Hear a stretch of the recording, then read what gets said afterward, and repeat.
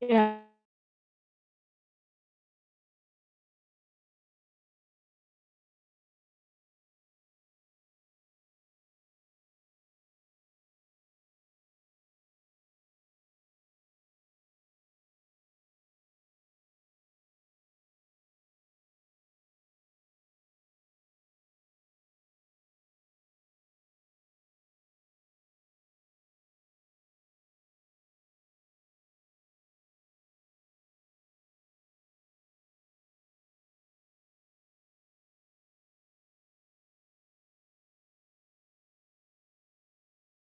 Halo Livian dan Fauzan, sorry ya, tadi sinyalnya kurang stabil nih. Sekarang udah kedengeran lagi suaranya atau masih putus-putus suaranya? Agak putus-putus. Agak putus-putus, oke. Bentar-bentar.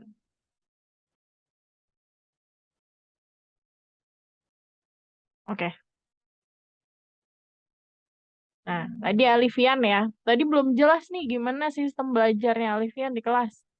Boleh diulang? Kalau sistem belajar dari gurunya, gurunya yang ngejelasin, Kak. Presentasi dari siswa jarang. Iya,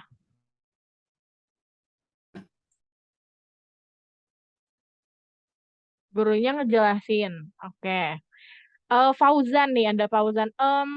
Kalau misalkan suara kakak nggak jelas nih atau putus-putus, kalian boleh langsung ngomong ya, atau di kolom chat boleh. Jadi mungkin caranya entah nanti kakak nggak pakai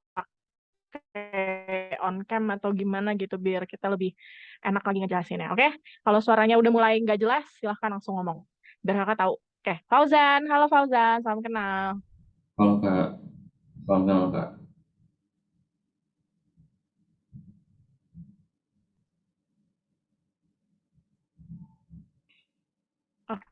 Oke. Kakak, Putus-putus Kak. halo. Halo Kak. Oke. Em, apa ya? Sorry. Bentar teman-teman.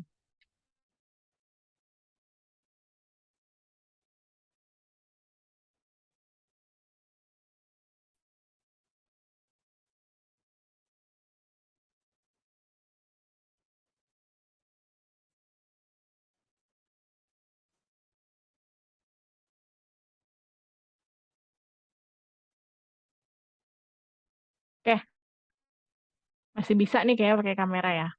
Untuk Fauzan dan Alifian, karena tadi kalau misalkan respon apa namanya suara itu agak kurang bagus nih ya, ya udah dari kakak nih ngejelasin. Oke, di sini kakak di sini akan mulai materi ya. Untuk materi sejarah itu kita mulai di bab pertama.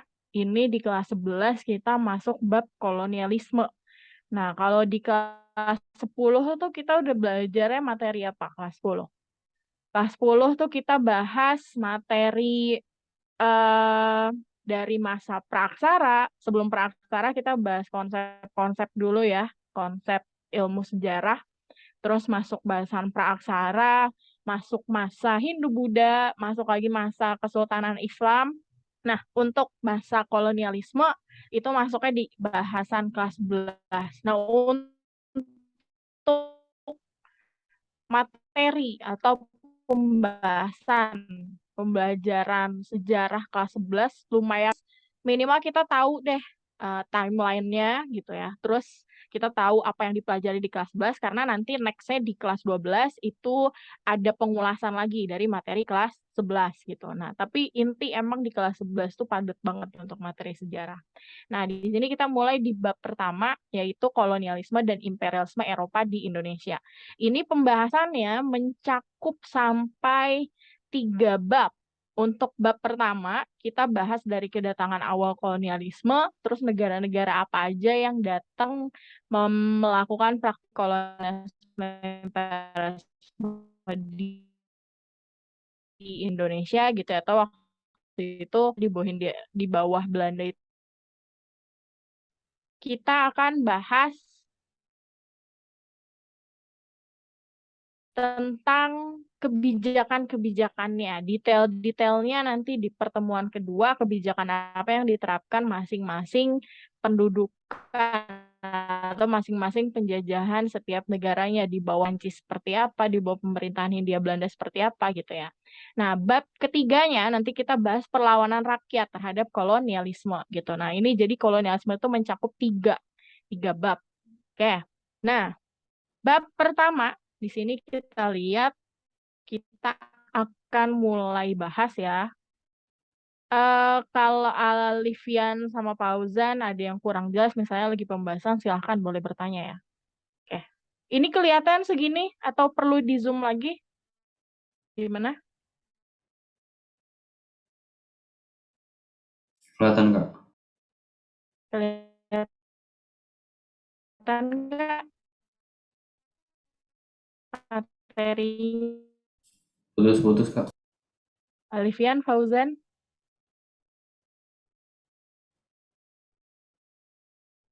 Putus-putus. Kelihatan. Oke. Putus-putus. Oke. Siap, siap. Nah, kita mulai ya. Suara kamu putus-putus. Kita tunggu bentar.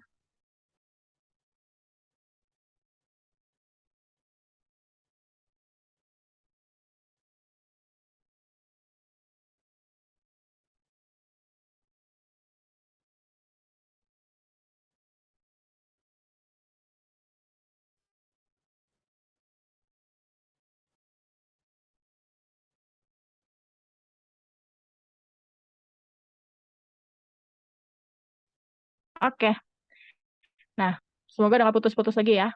Nah, di sini kita akan bahas materi kolonialisme dan imperialisme Eropa di Indonesia. Kita bahas dari lahirnya, masuknya bangsa Eropa, terus perebutan hegemoni, kekuasaan gitu ya, bangsa-bangsa Eropa yang ada di Nusantara sama perkembangannya. Sebelum masuk ke pembahasan tersebut, kita harus tahu dulu konsepnya nih. Apa sih kolonialisme dan apa imperialisme? Kenapa dua konsep itu jadi satu kesatuan gitu ya? Jadi satu bab yang berdampingan kolonialisme serta imperialisme.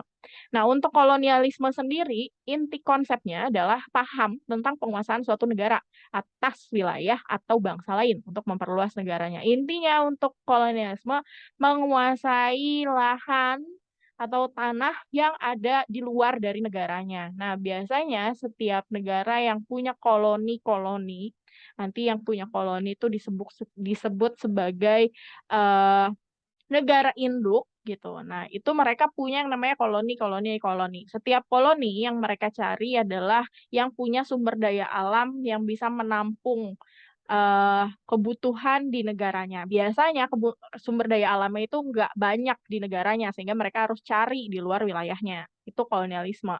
Penguasaan wilayah atau tanah yang ada di luar negaranya.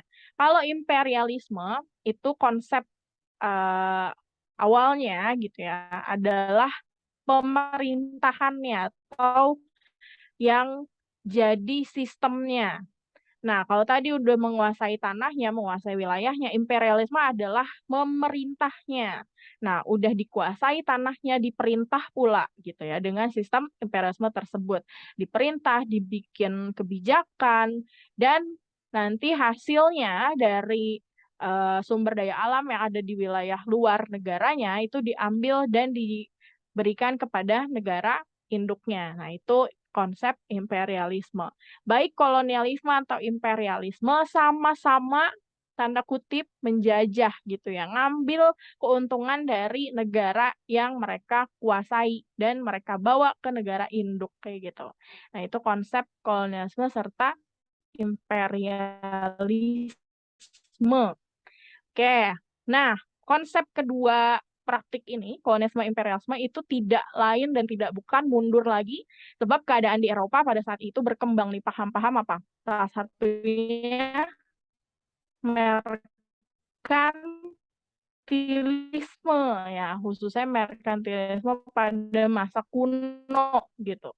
Nah, muncullah imperial. Sejarah adalah setiap negara itu dianggap sebagai negara yang kuat, negara yang maju, negara yang tinggi dihormati gitu ya di Eropa itu kalau mereka punya cadangan kas negara atau modal negara dalam bentuk logam mulia atau kayak emas gitu ya yang banyak. Nah, itu yang dianggap sebagai negara besar atau negara kuat dan biasanya mereka menguasai perdagangan global. Nah, karena berkembang nih konsep tersebut, konsep merkantilisme, makanya negara-negara Eropa gimana caranya mereka memperoleh nilai logam mulia yang banyak atau kas negara mereka yang banyak gitu agar negaranya jadi negara besar. Nah, hal itu membuat praktik ini tersebar. Nah, praktik ini tersebar nggak lain dan nggak bukan karena peradaban Eropa yang mulai berkembang gitu. Oke, dari Riva lagi. Halo Riva. Ya, kental lagi Riva. Oke. Nah, peradaban Eropa kan berkembang ya. Kita kalau mundur lagi sebelum masa kolonialisme imperialisme, ada yang namanya ada yang namanya pemikiran. Oke. Ada yang namanya pemikiran Renaissance, yaitu abad pembaruan gitu ya. Terus Aufklärung. Nah, terus juga masa-masa selanjutnya gitu ya. Pemikiran-pemikiran para filsuf yang bikin akhirnya perkembangan. Contohnya, nanti banyak teori-teori yang mulai dibuktikan pada saat itu. Salah satunya ada teorinya dari Kopernikus, yaitu teori heliosentris. Nah, kita masuk di sini latar belakangnya. Kenapa sih akhirnya bangsa Eropa mau menjelajah khususnya dunia timur? Dunia timur tuh yang wilayah Asia lah ya. Wilayah India tuh mereka tahu informasi yang mereka dapatkan itu dari perjalanan atau dari perdagangan antara Tiongkok hingga ke wilayah Eropa. Dulu pakainya jalur sutra tuh ya, jalur darat gitu kan. Nah, eh informasi-informasi tersebut udah sampai ke Eropa bahwa para pedagang-pedagang Muslim, para pedagang-pedagang Tiongkok itu mereka tahu bahwa wilayah timur itu kaya akan yang namanya rempah gitu ya. Mereka tahu itu. Nah, jadi mereka ingin menjelajah wilayah India. Nah, mereka tuh makanya mencari wilayah India. Wilayah timur tuh mereka sebut sebagai wilayah India gitu ya. Oke. Nah, latar belakangnya kita lihat. Di poin A, ini ada poin adanya perang salib. Nah, perang salib ini sebenarnya kelanjutan gitu ya, di mana bangsa Kristen Eropa melawan Muslim Asia gitu atau wilayah Timur Tengah gitu ya pada saat itu. Nah, kira-kira pertemuan di perang salib ini kan lama banget ya, dari 1070 sampai 1291 gitu. Nah, ini ada interaksi kan akhirnya. Jadi terbuka nih hubungan antara tentara khususnya di wilayah Asia dengan para tentara Kristen Eropa gitu. Nah, ini udah bikin mereka tahu bahwa ada kekuatan di wilayah Asia yang besar juga gitu, khususnya di bidang perdagangan juga gitu ya. Ditambah lagi, nah itu perang salib kira-kira ada hubungannya kayak gitu. Ditambah lagi adanya penguasaan dari Kesultanan Islam, yaitu Kesultanan apa? Kesultanan Ottoman atau Turki Utsmani. Sama aja ya. Kalau Ottoman tuh bahasa Inggrisnya, kalau Utsmani ya bahasa Turkinya, Utsmani gitu. Oke, kota Konstantinopel yang sebelumnya pusat ini adalah jadi Konstantinopel yang tadinya dikuasai sama Romawi Timur harus jatuh ke tangan Kesultanan Islam yaitu Turki Utsmani pada tahun 1453. Nah, itu bikin wilayah Eropa khususnya yang ada di timur jadi terpuruk gitu ya semenjak dikuasainya kota Konstantinopel gitu kan. Ditambah lagi para pasukan dari Turki Utsmani ini, kebijakan dari Kesultanan Turki Utsmani adalah menutup perdagangan dari Eropa sehingga mereka nggak bisa lagi dapat akses gitu ya untuk dapat hasil-hasil perdagangan yang biasanya ditaruh di bandar pelabuhannya di kota Konstantinopel tersebut kayak gitu. Nah, kira mereka gimana caranya nih harus cari jalur lain gitu. Nah, terus keinginan mencari rempah-rempah ke daerah asal, oke. Terus juga ada misi 3G, yaitu Gold, Glory, dan Gospel. Seperti yang kita tahu ya, cari kekayaan, penyebaran agama atau misi keagamaan, juga misi untuk menyebarkan kejayaan kembali. Nah, misi 3G ini berkaitan dengan apa?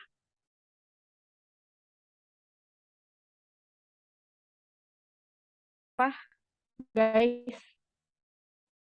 Perjanjian Tordesillas nih, yang membagi dua dunia jadi Putus-putus. dua monopol kerajaan Portugis pada saat itu dan juga kerajaan Spanyol. Itu dua kerajaan besar dan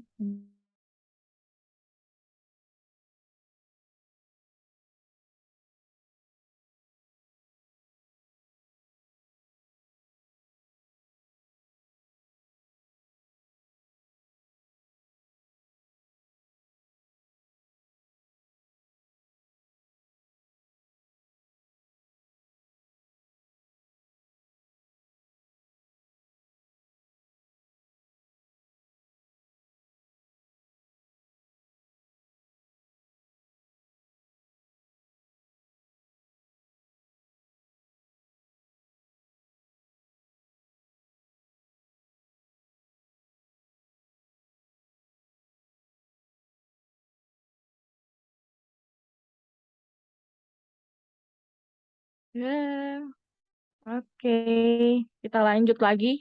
Tadi sampai perjanjian Tordesillas masih Kak, masih putus-putus kak. Mungkin kakak bisa off cam aja gitu, biar lebih lancar.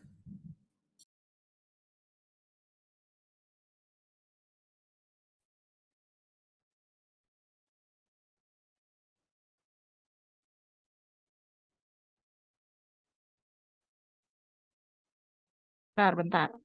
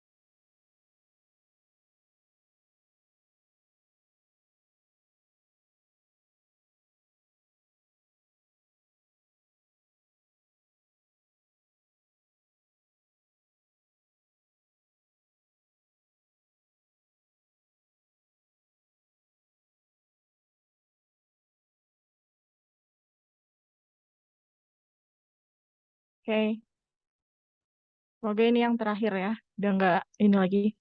Semoga stabil. Oke. Nah, tadi kita ngomongin ada perjanjian Tordesillas, ada Raisa. Halo Raisa, Raisa Adrianto. Panggilnya apa nih? Ya, ulang lagi. Kalau saya Oke. Nah, di sini ada perjanjian Tordesillas, dibaginya pengaruh dunia jadi dua kerajaan besar pada saat itu, ada Spanyol serta Portugis. Nah, di Perjanjian Tordesillas yang dikeluarkan oleh Paus Alexander ke-6, nah ada pengaruh Alexander ke-6 di situ, dia juga menerapkan eh, tugas gitu ya untuk kerajaan Portugis dan Spanyol. Mereka harus bawa nih misi 3G. Mereka nggak boleh hanya mencari kekayaan atau mereka melakukan pelayaran ke dunia timur tanpa misi tersebut gitu ya. Misi tersebut salah satunya harus menyebarkan agama